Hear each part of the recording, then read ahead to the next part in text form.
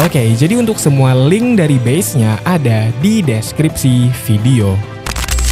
Base nomor 1, asimetris, The Chaos Matrix.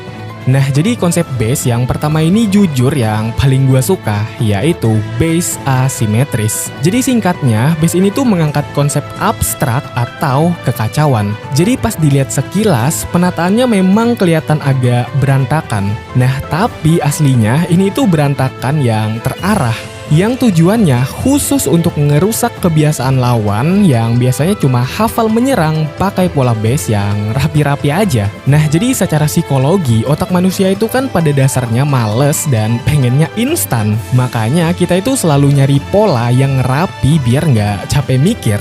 Nah, begitu penyerang ketemu base yang acak-acakan begini, otak mereka dibikin bekerja keras. Nah, waktu mikir yang cuma 30 detik di awal penyerangan itu bakal habis cuma buat nyari celah masuk yang nggak ketemu-ketemu.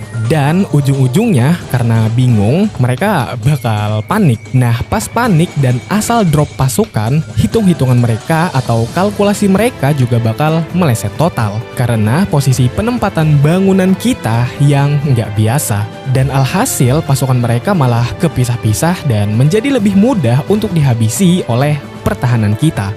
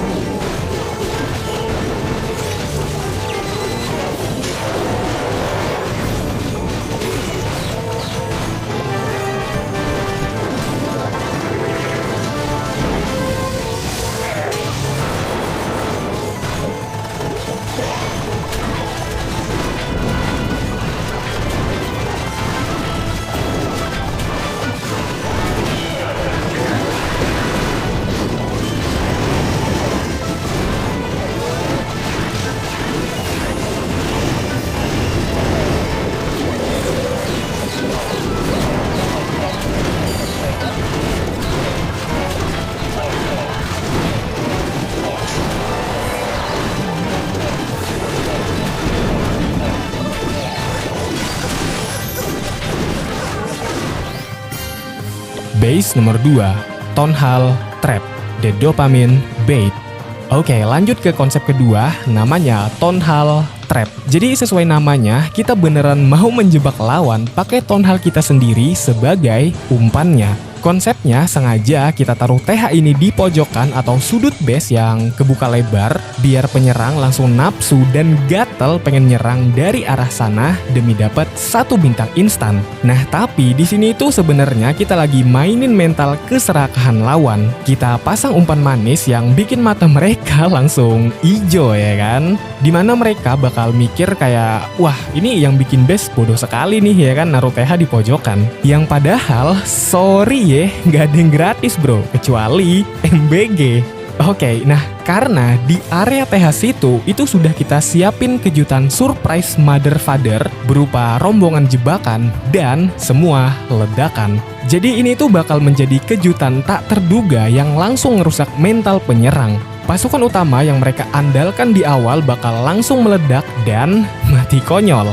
Jadi begitu masuk ke pertengahan serangan, pasukan mereka otomatis bakal kehabisan bahan bakar dan loyo sebelum bisa ngeratain base kita ini.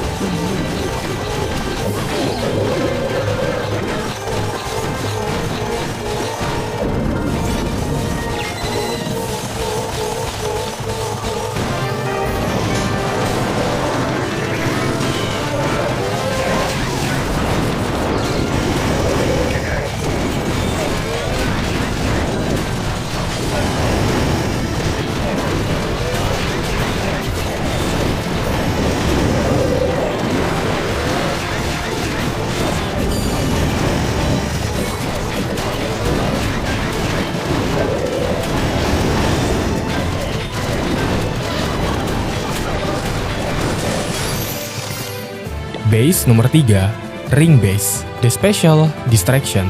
Nah, jadi kalau pada base sebelumnya itu kita sengaja numbalin tone hal di pojokan, konsep base ketiga ini justru sebaliknya, yaitu sesuai namanya, ring base. Base ini tipikal yang protektif banget sama tone hal, yaitu dengan kita posisikan TH benar-benar di tengah pusat base, dikelilingi pertahanan berat, dipagerin tembok, dan dikasih jarak kosong yang lebar, barulah di luarnya kita sebar bangunan sampah buat pengalih perhatian. Jadi secara psikologis, trik ini bikin mata penyerang langsung dibutakan sama target utama di tengah. Saking fokusnya ngelihat tone hal, mereka lupa kalau pasukan COC itu kan nggak pakai logika manusia. Mereka nggak akan jalan lurus ke tengah, melainkan bakal nyari bangunan paling dekat yang ada di luar base. Yang hasilnya bakal kelihatan epic banget pas di replay. Pasukan lawan bakal muter-muter keliling base nyari bangunan sampah karena jalurnya sengaja kita buat begitu.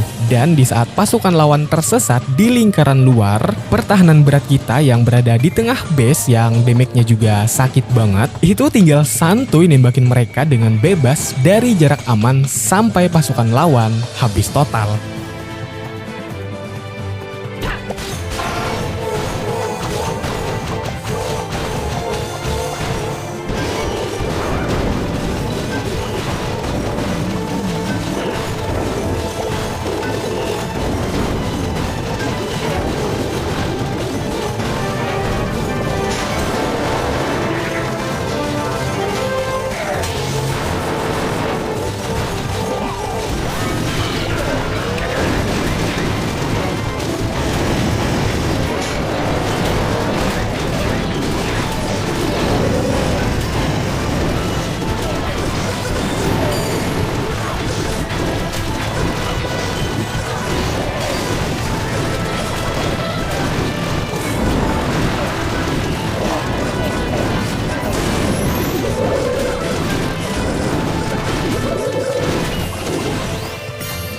Base nomor 4, simetris, the balance metric. Oke, terakhir dan sebaliknya dari tipe base berantakan tadi, di sini ada base simetris. Jadi berbeda dengan yang mengandalkan taktik kekacauan abstrak, base ini ditata dengan sangat rapi, seimbang, dan adil.